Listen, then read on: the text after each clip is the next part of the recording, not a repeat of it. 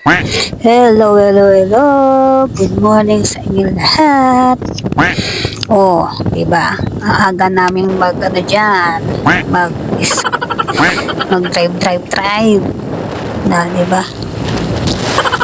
Oh, napunta kami ng ano yan. Dimay. Sa may beauty.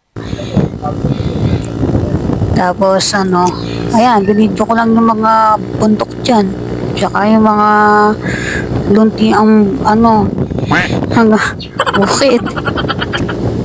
Oh, diba?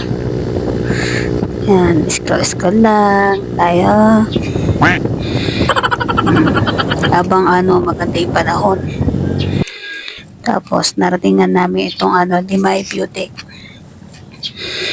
Yan, makikita nyo yung syempre yung dagat.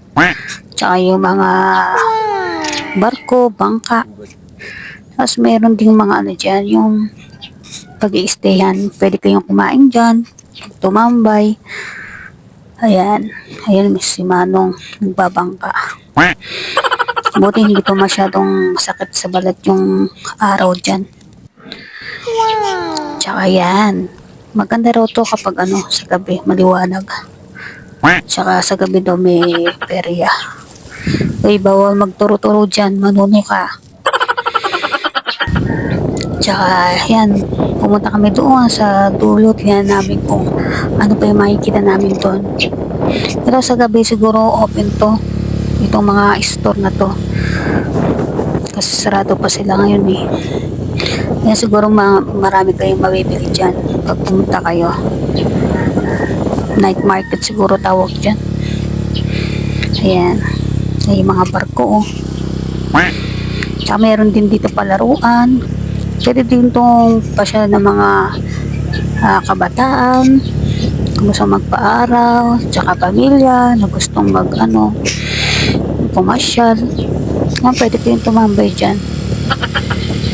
And diba? Yan.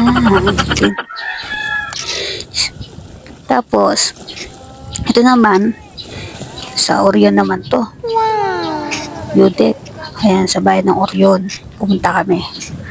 Dito maraming mga tao dito na nagpapaaraw. Ito medyo mataas na ngayong araw dito eh. Ayan bayan ng Orion, lalawigan ng Bataan. Tapos ito yung mga blocks na yan, dati wala yan eh, pero ngayon meron sa tingin ko, ewan ko lang kung sure yung ko dyan. Parang para hindi masyadong yung impact ng impact ng ampas ng alon ba, parang mapipigil niya. Ito shy type camera sa camera.